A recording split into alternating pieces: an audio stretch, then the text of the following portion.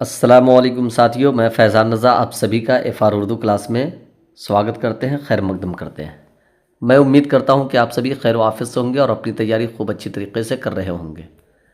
मेरे साथियों, इससे पहले वाले वीडियो में हम सभी ने हम्द और सुहेल अज़ीम आबादी का जो सबक है भाभी जान, उससे रिलेटेड हमने सवालात व जवाबात, मारूज़ी सवालात व जवाबात हल किया।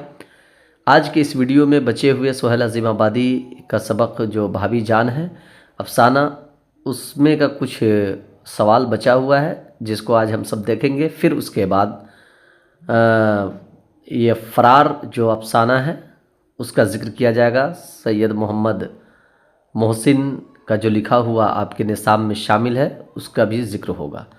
आप सभी को ये बात जानकर खुशी होगी कि ये दरक्षा उर्दू क्लास 10th 2025-26 एग्ज़ामिनेशन जो बिहार बोर्ड एग्ज़ाम लेती है उससे रिलेटेड बहुत ही मोतबर सवालात आप तक लाने की कोशिश किया हूँ। आप सभी देख पा रहे हो दरक्षा दुम 10वीं जमात 2025-26 इम्तिहान के बच्चों के लिए। इसमें क्या क्या है तो मारूज़ी सवालात व जवाबात है। आप इस वीडियो को देखते रहेंगे, इंशाल्लाह आपका काम आसान होता हुआ नज़र आएगा। तो चलिए स्टार्ट करते हैं, बचे हुए सवाल की तरफ चलते हैं। नंबर 1, सुहेल अज़ीम आबादी के नावल का नाम क्या है? सुहेल अज़ीम आबादी का एक ही नावल है जिसका नाम क्या है तो बेजड़ के पौधे। क्या नाम है? बेजड़ के पौधे। याद रखेंगे, बेजड़ के पौधे, ये अक्सर पूछा जाता है। अगला सवाल है कि सुहेल अज़ीम आबादी का इंतकाल कब हुआ? सुहेल अज़ीम आबादी का इंतकाल 1980 ईस्वी में हुआ। कब हुआ? 1980 ईस्वी में हुआ। कब हुआ? 1980 ईस्वी में हुआ। अगला सवाल है सुहेल अज़ीम आबादी का कौन सा अफसाना आपके निसाब में शामिल है? तो कौन सा अफसाना है? वो भाभी जान है। कौन सा है? भाभी जान। भाभी जान। अगला सवाल है सुहेल अज़ीम आबादी के पहले अफसानवी मजमूए का नाम क्या था और कब शाये हुआ था?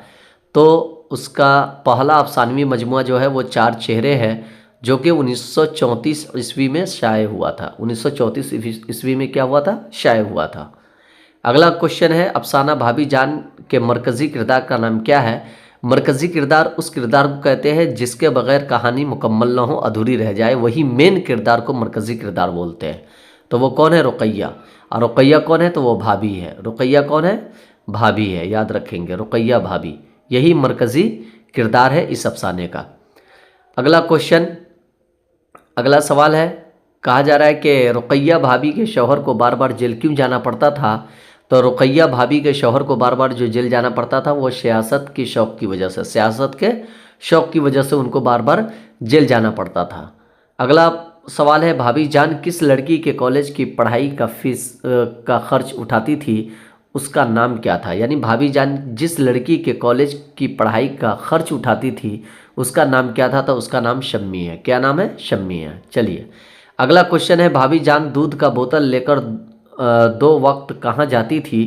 तो वो अस्पताल जाती थी। कहाँ जाती थी? अस्पताल जाती थी। अगला क्वेश्चन है भाभी जान किसका अफसाना है? भाभी जान किसका अफसाना है? तो वो सुहेल अज़ीम आबादी का अफसाना है। किसका अफसाना है? सुहेल अज़ीम आबादी का अफसाना है। चलिए अगला क्वेश्चन,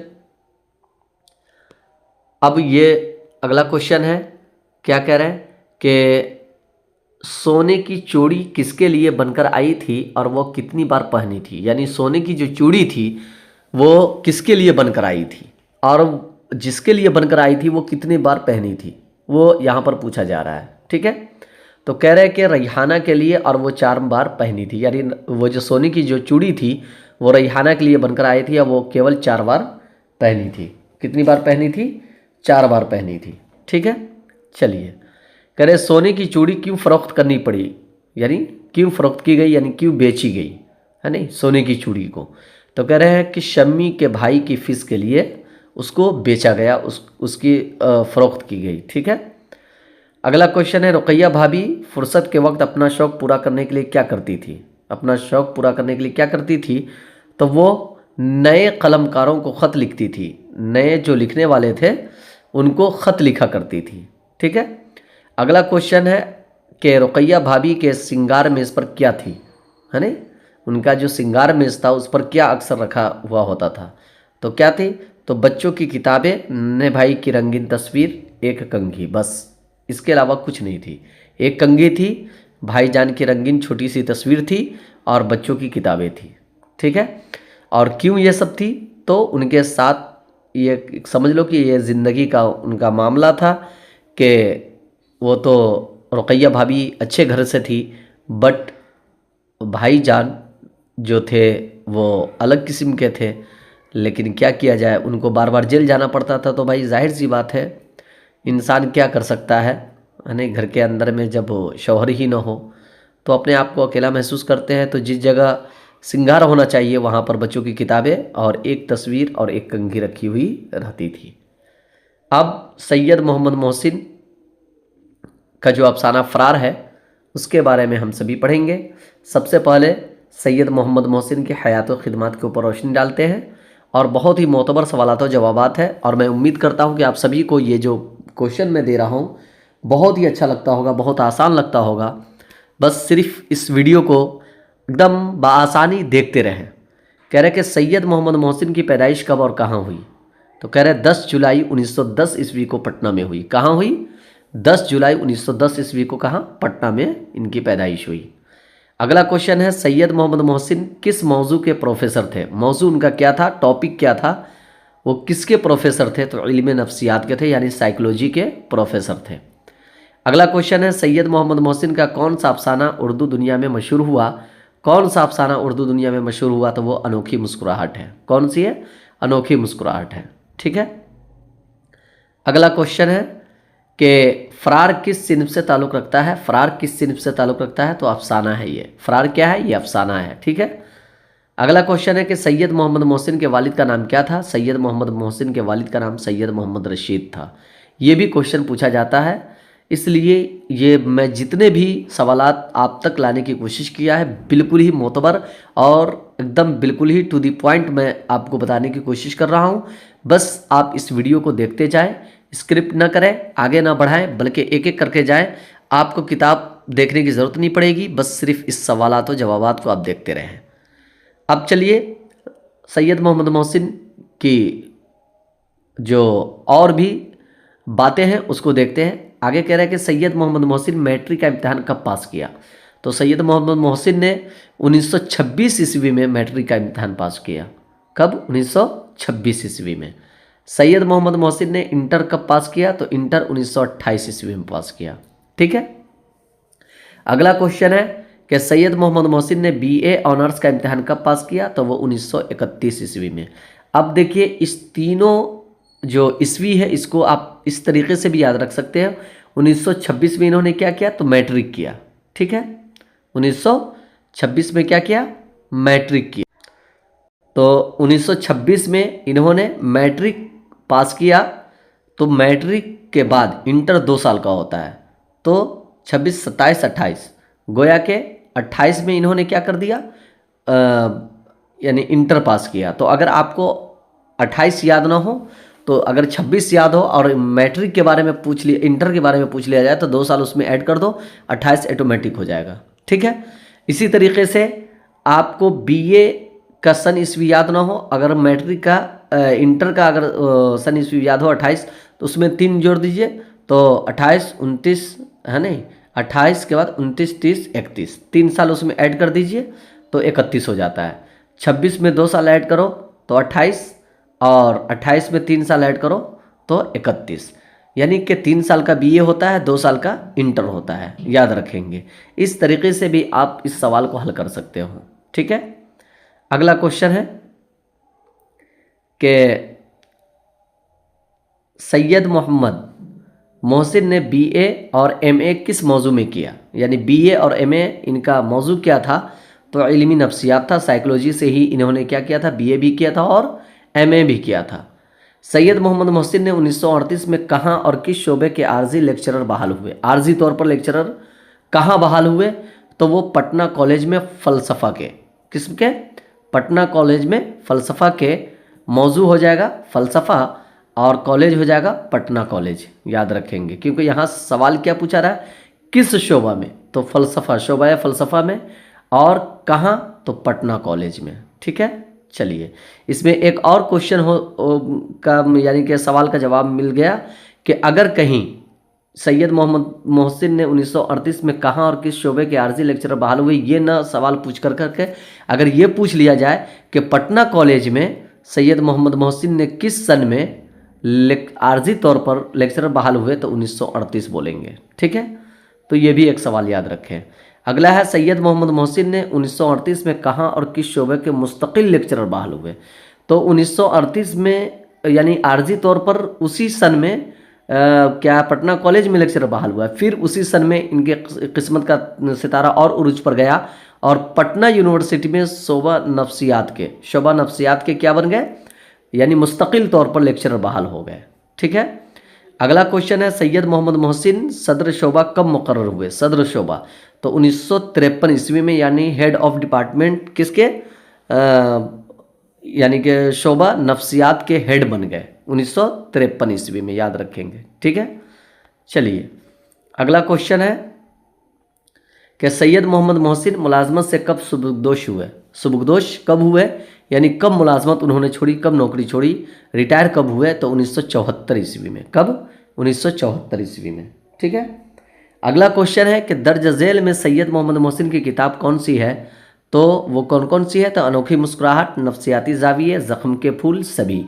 मैं ये तीनों किताबों के नाम इसलिए लिख दिया है ताकि आपको आसानी हो जाए, आप वो चीज़ ज़रूर याद रख लें कि हो सकता है कि बोर्ड के एग्ज़ाम में ये कोई ज़रूरी नहीं कि अनोखी मुस्कुराहट का नाम हो, या ये कोई ज़रूरी नहीं कि नफ्सियाती जाविये का नाम हो, या कोई ज़रूरी नहीं कि ज़ख्म के फूल का नाम हो सकता है तीनों में से कोई एक नाम हो, इसलिए तीनों नाम मैंने यहाँ पे दर्ज कर दिया ताकि आपको आसानी हो। और ये तीनों किताबें किनकी है? ये सैयद मोहम्मद मोहसिन की ही किताबें हैं, तो ये सभी इन्हीं की किताबें हैं। ठीक है, चलिए आगे कह रहे हैं कि सैयद मोहम्मद मोहसिन को कितने बेटे और कितनी बेटियां थीं? तो 3 बेटे और 4 बेटियां। कितने? 3 बेटे और 4 क्या थी? बेटियां थी, याद रखेंगे। ठीक है, चलिए अगला क्वेश्चन, सैयद मोहम्मद मोहसिन 1973 में किसके साथ फरीज़ हज अदा किया? ये थोड़ा टाइपिंग मिस्टेक हुआ, फरीज़ हज होना चाहिए। चलिए तो खैर कोई बात नहीं है, टाइपिंग में थोड़ी बहुत गलती होती है। तो फरीज़ हज किनके साथ अदा किया? तो अपनी अहलिया के साथ। किसके साथ? अपनी अहलिया के साथ, यानी अहलिया बोले तो बीवी के साथ। ठीक है, चलिए कब? तो 1973 ईस्वी में इन्होंने हज का फरीज़ा अंजाम दिया। सैयद मोहम्मद मोहसिन 2002 में कहाँ वफ़ात पाए? तो दिल्ली में। अब हो सकता है कि यहाँ पर सन ईस्वी पूछ लिया जाए कि सैयद मोहम्मद मोहसिन की वफ़ात कब हुई, तो 2002 याद रखेंगे। तो इस सवाल में जवाब भी छुपे हुए हैं और सवाल भी है। ठीक है, और कहाँ? तो दिल्ली में। अगला क्वेश्चन है कि सैयद मोहम्मद मोहसिन का कौन सा अफसाना आपके निसाब में शामिल है? तो वो फ़रार है। कौन सा अफसाना है? फ़रार है। अफसाना फ़रार के असल किरदार का नाम क्या है? असल किरदार का नाम महमूद है। क्या है? महमूद है, जो एक फ़रार के अंदर में महमूद नाम का एक लड़का होता है जिसकी माँ बहुत ही गुस्से वाली होती है और उनके अब्बू को भी वो बहुत डांटती है। धीरे धीरे इसके माइंड पर साइड इफ़ेक्ट पड़ता है, महमूद के माइंड पर, और औरतों से ये नफ़रत करना शुरू कर देता है। औरतों से डर इसको लगने लगती है, जिस कारण इसकी जब शादी होती है तो जनाना रूम में जाने के बाद इनके ऊपर इस तरीके से अटैक आता है इनके माइंड पर कि जैसा ऐसा महसूस होता है कि शायद इसे किसी सांप ने काट लिया हो। एकदम बिल्कुल ही साकित सा हो जाता है, बिल्कुल ही बेहोश हो जाता है। इसीलिए कहा जाता है किसी भी बच्चे को डांटना वाटना नहीं चाहिए। अगला क्वेश्चन है, फ़रार किस किस्म का अफसाना है? तो वो नफ्सियाती अफसाना है। किस किस्म का अफसाना है? तो नफ्सियाती है। कह रहे महमूद अपनी किस उम्र में यतीम हो गया? तो वो 10वीं साल में यतीम हो गया। महमूद किस उम्र में यतीम हो गया? 10वीं साल में। ठीक है, अगला क्वेश्चन है कि महमूद यतीम होने के बाद कहाँ मुंतकिल हो गया या कहाँ रहने लगा? तो अपने उसरत ज़दा मामू के घर, यानी कि उसरत बोलते हैं यानी कि माली हालात से कमज़ोर, यानी गरीब है नहीं, गरीब इंसान को उसरत ज़दा बोलते हैं। ठीक है ना, चलिए तो उसके जो मामू थे वो बिल्कुल ही गरीब थे और एक तो पहले से इसके ऊपर माइंडलिटी ये डिस्टर्ब था, और साथ ही साथ इनको ऐसी जगह जाना पड़ा जो कि वो खुद गरीब था, उनका मामू, और उनके यहाँ इनको रहना पड़ा, वहीं पढ़ाई वढ़ाई करनी पड़ी। आगे है कि महमूद किस मुकाबलाती इम्तिहान की तैयारी कर रहा था? तो वो डिप्टी कलेक्टर की तैयारी कर रहा था। महमूद ने शादी के लिए जिस लड़की का इंतखाब किया उसका क्या नाम था? तो उसका ज़ुबैदा नाम था। क्या नाम था? ज़ुबैदा नाम था। ठीक है, तो मैं उम्मीद करता हूं कि आप सभी को ये वीडियो बिल्कुल ही पसंद आई होगी। बस आपसे यही गुजारिश है, रिक्वेस्ट है कि आप अच्छी तरीके से इस वीडियो को देखें और एक एक कर के जितने भी सवालात मैंने आप तक लाने की कोशिश किया उन सभी को आप अपने कॉपी पे भी नोट डाउन कर सकते हैं, ताकि आपको आसानी हो, किताब पलटने की ज़रूरत न पड़े। बिल्कुल ही उसी सवाल को मैं लाने की कोशिश किया हूँ जो आपके एग्ज़ाम में पूछे जाते हैं। तो बस इजाज़त दीजिए अगले वीडियो के लिए। खुदा हाफिज़, फ़ी अमानिल्लाह।